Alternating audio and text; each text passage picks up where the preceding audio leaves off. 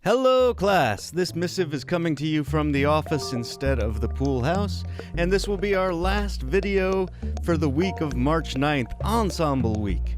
And we're getting into a topic that I've been really eager to get to. It is something that is important to the whole general vibe and aesthetic of VCV, and that is the topic of sequencers. And we have one over here in VCV. Let's jump over there. And a sequencer has a certain number of steps. In this case, there are 8 steps on this sequencer that comes with VCV. It is called Sec3. It has 8 steps, and you give it a clock pulse, and each time a clock pulse happens, it moves the sequencer to the next step. So if you are looking at these outputs down here, there are 8 outputs, and that little yellow dot is bouncing from output to output every time the clock pulses. This particular sequencer actually has a clock built into it. The run button is associated with the clock, turns the clock on or off. And we can change the clock speed with the tempo knob. So in our last video, you remember I was using an LFO as a clock, but this gives me the ability to actually set speed at a musical tempo instead of converting hertz to how many beats per minute that would be. It defaults to 120, and for now let's leave it right there at 120. But we'll probably change that in just a minute. So in addition to the clock signal, there are 2 real types of sequencers. There is a sequencer that will turn off or on gates at each step. And then there is a sequencer that will send out a certain CV voltage at each step. And the Sec3 sequencer is, once again, both. As you see these LED lights above each step, that lets me turn off or on that particular gate. So let's just experiment with this. If you remember in our last video, we were making drum sounds. Let me just import one of the drum sounds that I made in the last video here. By the way, if you save selections, you can always go File, Import Selection, and then choose. My selection was Vico's Basic Kick. That was the drum that I made last time. I also could have just used Kick All again, but I liked what I ended up with for my kick drum. If I take this to the mixer here, oh, there it is, indeed. But it's always on right now. And remember, that is because we need an envelope of some kind. So let's trigger. Let's see here. Let's send this. So now we should have our kick. Oh yeah, that's about where we left off in that last video. Cool. Okay. Pulling all of this over here. Just looking at this for a second. Let's say this is all my kick drum. This whole section right here is my kick drum. Going to input number 1 of my mix. I can use the gate sequencer part of Sec3 by taking this trigger output and sending it to the push input that I made here. So let's check this out and see. We should hear the kick drum on every step now. Yeah, if you're wearing headphones, you can definitely hear that. If you're trying to listen through your phone, the frequency just might be too low, or if you're listening through laptop speakers, the frequency might be too low. I can raise it up a little bit here, I guess. What is it? Yeah. There we go. That might be better for some of you. Let's turn that down for just a second. And you'll notice that I have these LED lights above the outputs, and that lets me choose which kick plays and which doesn't. So let's turn it back up just a little bit here. And as I turn off some of these, let's turn off these 2.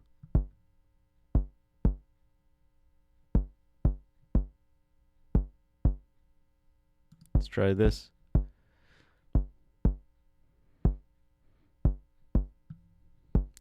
You get the picture. Let's use the run button to shut off the clock for a second. Let's actually set the clock to double that speed. And let's just set the kick drum to play on every other gate, which is going to sound like this. So it feels like it's just kind of the tempo that we had before. And instead of a kick drum, if I make this decay longer, let's get an actual kind of bass note out of this. Let's try this.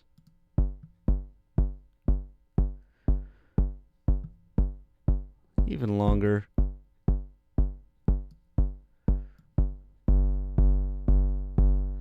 Yeah, cool. Okay.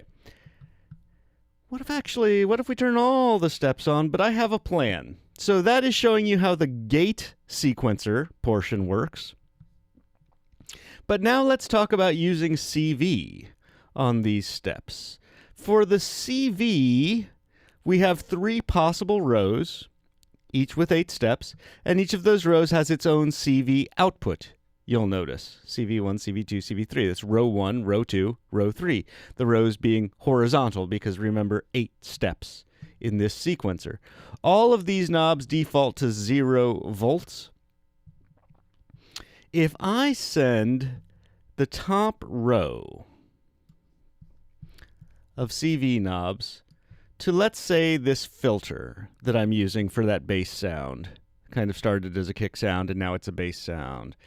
I send the top row of CV to that filter, and let's just open the attenuverter all the way. So whatever I do with this top row of knobs, 100% of that change will go to the cutoff knob. This is a CV signal that I am using right now.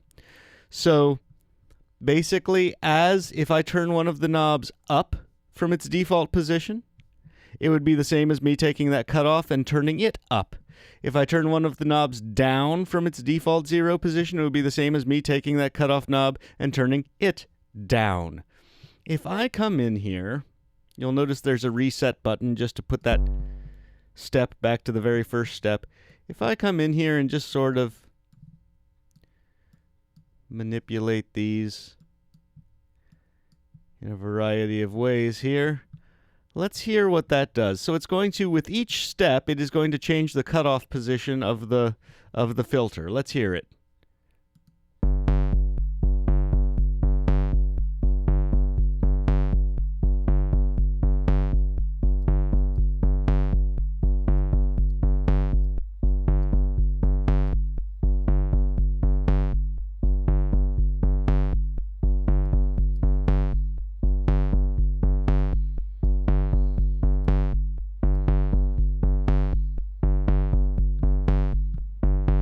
Cool. So we're using CV in that case to control filter. Let's actually run it and just play with resonance for a second and see what that changes.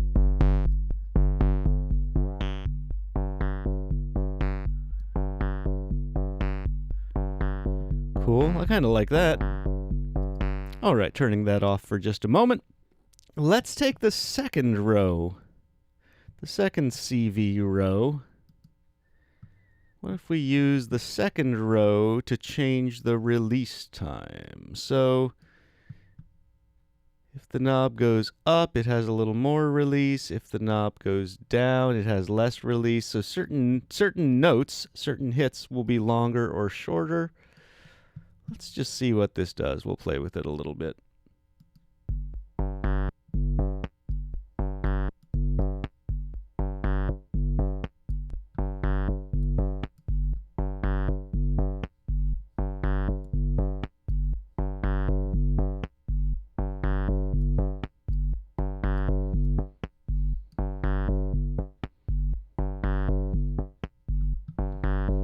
Stop that for just a second. So you get the idea. I'm using, right now, all the gates are on, right?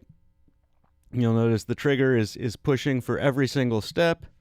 So now that I've got kind of an interesting sound, I'm using CV row 1 to move the cutoff of the filter. I'm using CV row 2 to change the release time of the envelope. So how long the note rings out. Maybe now I can start turning off or on some of these gates and get an interesting pattern.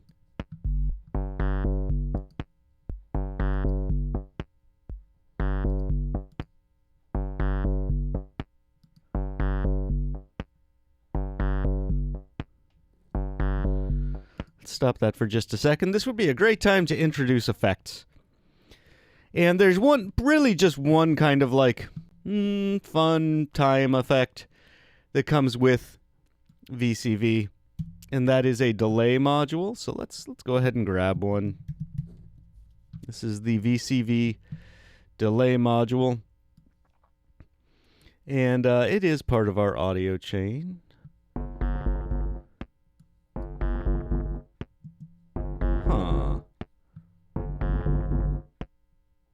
Oh, I see what's happening. Oh, interesting. Okay, timeout. Let's stop this. I was confused because the delays were disappearing. I wasn't getting any feedback at all. I was confused why. It is because the envelope here is affecting everything that's coming into the input. So the delays are actually getting cut off every time the envelope closes. Let's fix that. Let's put the delay after the mixer. So this will change our signal flow just a little bit. So now the filter, kind of how we had it originally, but now we're going to take the output of the mixer into the delay, and the mix output of the delay into audio should look like this. And now those delays will keep ringing even when the envelope closes. Let's check this out. Yeah.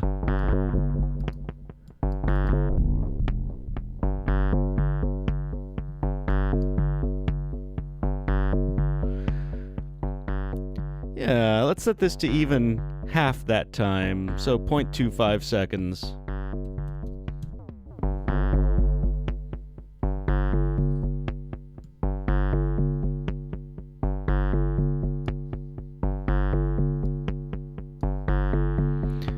Now we're really getting into, we are going to use the third CV row that we have here to, let's see, to actually change pitch. So we're going to get notes out of this instead of just that one same repeating note. We're going to give this a little pitch. And this will be a good time to talk about one more module that I should be introducing about now. And that's called a quantizer. This is the one that is part of the VCV free set of modules. If you tilt your head to the side, you can tell that this is set up like a piano keyboard here, in which the note that we have highlighted right now, you see, is the note C, C sharp, C sharp, D, D sharp, E, F, F sharp, and so on and so forth. We'll just leave that in its default C position.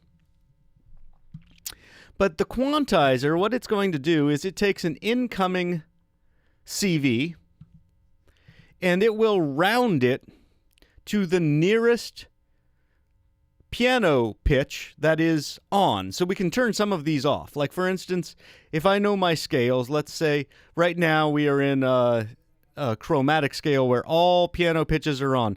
But there are notes between piano pitches. There are things that we think of in Western music as sharp or flat. But this will basically ensure that nothing coming out of this is going to be in between the cracks of those notes in the sharp or flat side. But I'm going to even go farther and turn off the notes I don't want.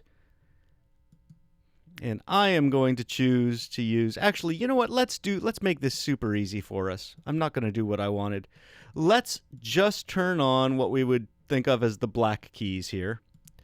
If you only turn on the black keys of the piano, then what we end up with is what's called a pentatonic scale, a 5-note scale. And it so happens those 5 notes tend to work really well together. And this is an easy way where I can just tell you, yeah, only turn on the small keys, only turn on the black keys, and you're kind of guaranteed a pretty good result.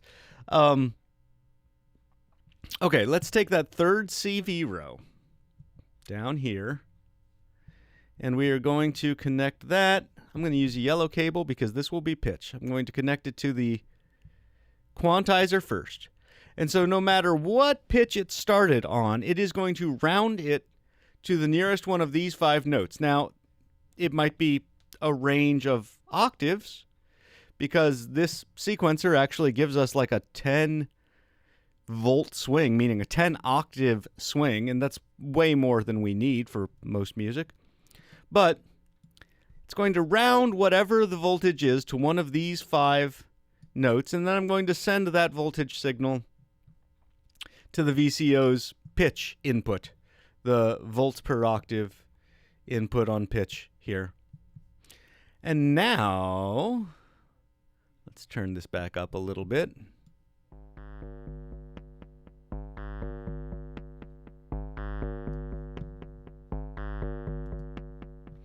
Now, when I start adjusting this bottom CV row, at least on the steps that are on, it will change the pitch. Let's do this.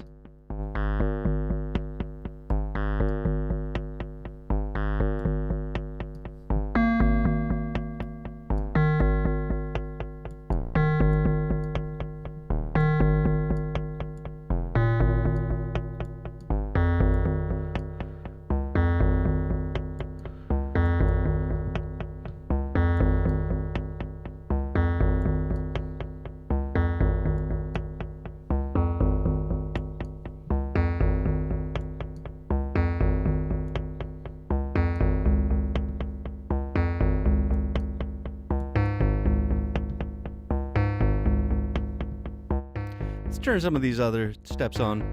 Let's just leave one off.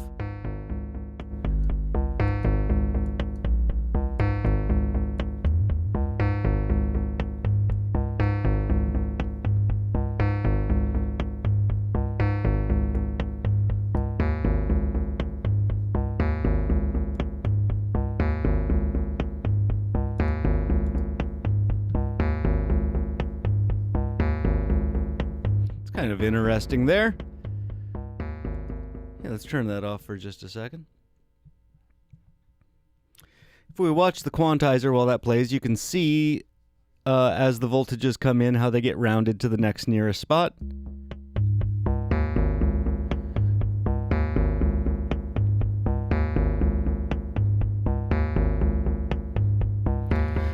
There you go. So we're looking at, so we're using all 3 rows of the CV sequencer here. I'll tell you what, that started as my kick drum, right? And then I kind of turned it into this pitched bass voice. Let's get just an easy kick drum in here. Instead of using my big, crazy module set there, my selection, let's just use that default kick-all to save us a little bit of time. I'm going to tune it up a little here. And because I have this set to a tempo of 240 beats per minute, if I just want every other step to trigger the kick, I can't do that with the trigger output because I've already got a rhythm that I'm using down here using those LEDs, right? If I start turning off LEDs now, it's going to affect what the bass is doing, and I'm happy with what the bass is doing. I don't want to change that. But what I can do is I can just take individual outputs for the steps that I want and create kind of a second rhythm here. One nice thing about VCV compared to hardware is it's easy to just stack cables on a single port. There are stackable hardware cables, but there are some drawbacks with that we won't worry about right now because VCV makes our lives easier. All right, and then I'll take the output of kick-all and I'll just go to the next input on my mixer here, give it a little decay, make it a little jagged. Let's hear this when I hit run. Now we'll have the kick drum playing just kind of a 4 on the floor, like a very house music kind of pattern, while the bass does its thing. Ooh, sounds so ugly. Hold on. We got to change the tuning. We got to make it sound more like a drum. There we go. Very cool, very cool.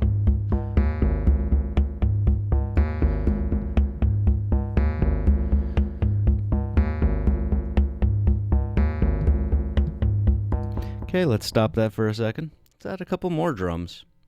We've got 2 free inputs on our mixer over here. Let's add snare and hats. Snare, we'll use the Hora snare and the Hora hats. The Hora hats were what I displayed in the last video. Let's just take this free output here and run it to the snare trigger. Send that up here. Let's listen to what that sounds like already.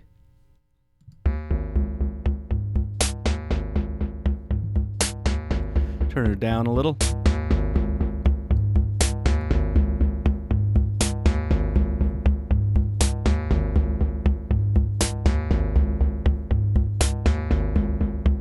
Let's add one more trigger to the snare.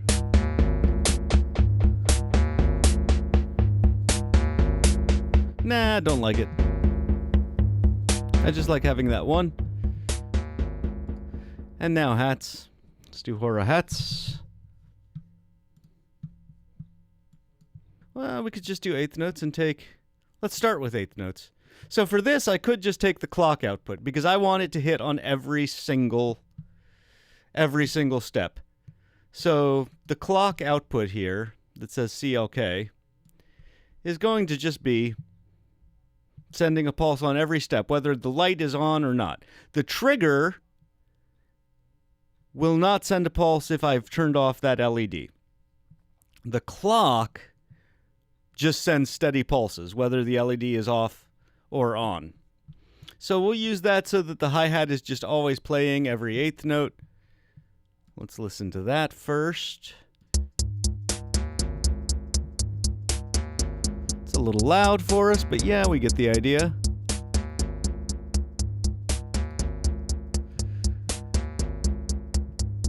And let's say that I want this step to go to the open hat.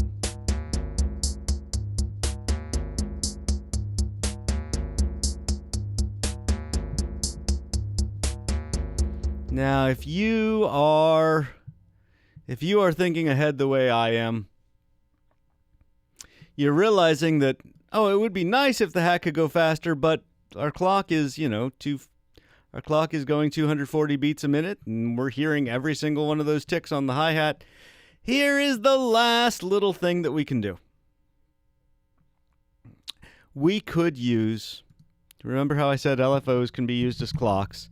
Well, they can also be used as what's called a clock multiplier or divider. When I take the clock signal out of the sequencer, I can plug it to the clock in on my LFO. And now this knob on the LFO, which normally you'll notice right now is labeled 2 hertz when I hover my cursor over it. When I start the clock running on the sequencer, let me turn things down so I can talk over this easily. When I start the signal running on the sequencer here, this knob now, it doesn't say 2 hertz, it says 1x. Which means when I type in a value for this knob, it's no longer going to be a frequency all by itself, a standalone number of hertz. It's going to be a multiple or divisible of the tempo coming in. So if I say 2, this is not 2 hertz, it is 2 times whatever the clock is coming in, which is going to work really well for us.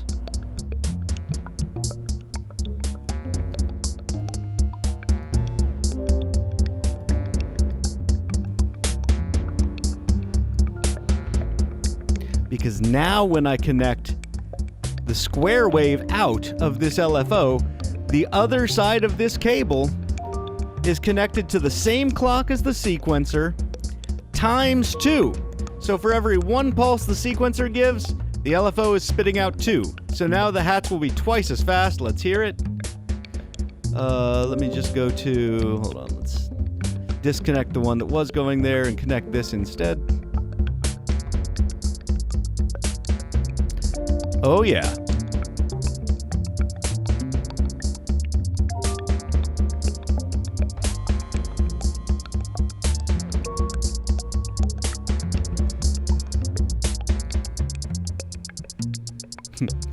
There you have it. So, that's probably that is more than sufficient in terms of the amount of information for one video here. We've hit about the half-hour mark before I go through and chop some stuff. So, before I cut out all of my ums and uhs and throat clearings and whatnot. So, I guess in class, we will get to this last note about random voltages. I've covered everything else I wanted to talk about for Wednesday, the Wednesday-Thursday class. So, it's been a pleasure, and thank you for your time and attention. I will see you next time. Stop by the Ensemble Concert Thursday at 5:30 p.m. at the News Journal Center for this week. That is going to be March 12th.